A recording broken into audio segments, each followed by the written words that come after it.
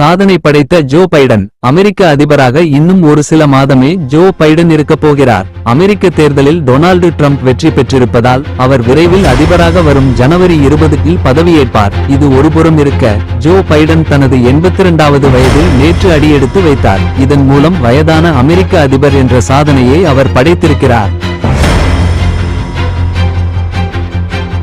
நாங்கள் நிரபராதிகள். அதானி குழுமம் விளக்கம். தங்கள் மீதான அமெரிக்காவின் ஊழல் குற்றச்சாட்டுக்கு அதானி நிறுவனம் விளக்கம் அளித்துள்ளது. இது தொடர்பாக வெளியிடப்பட்டுள்ள அறிக்கையில், அமெரிக்க நீதித்துறை பரிமாற்ற ஆணையம் அதானி குழுமத்தின் இயக்குநர்கள் மீது வைத்துள்ள குற்றச்சாட்டுகள் ஆதாரமற்றவை. அவை வெறும் குற்றச்சாட்டு தான். குற்றம் நிரூபிக்கப்படும் வரை நாங்கள் நிரபராதிகள்தான். இதனை சட்டரீதியாக எதிர்கொள்வோம் என்றும் கூறியுள்ளது.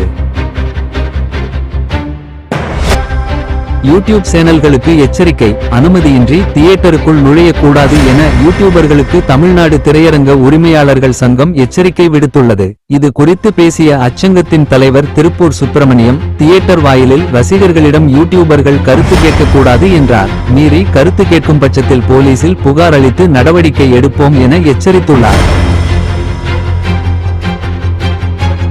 வாயில் மனித கழிவு திணிப்பு. பெண்ணுக்கு நேர்ந்த கொடூரம். மனிதன் நாகரிகம் அடைந்து விட்டான் என்பவர்களை இந்த செய்தி யோசிக்க செய்கிறது. ஒடிஷாவின் பங்கமுண்டா காவல் நிலையத்தில் பதிவாகியுள்ள படி 20 வயதேயான பழங்குடியின இளம் பெண்ணின் வயலில் டிராக்டரை குற்றஞ்சாட்டப்பட்டவர் இயக்கும் போது பயிர்களை சேதப்படுத்தி உள்ளான். அப்பெண் எதிர்ப்பு தெரிவிக்க அவரை தாக்கி அவரின் வாயில் மனித கழிவை திணித்துள்ளார். தலைமறைவாக அவரை பிடிக்க 2 தனிப்படைகள் அமைக்கப்பட்டுள்ளன. நாளை திமுக எம்பிக்கள் கூட்டம். பின்னணி என்ன?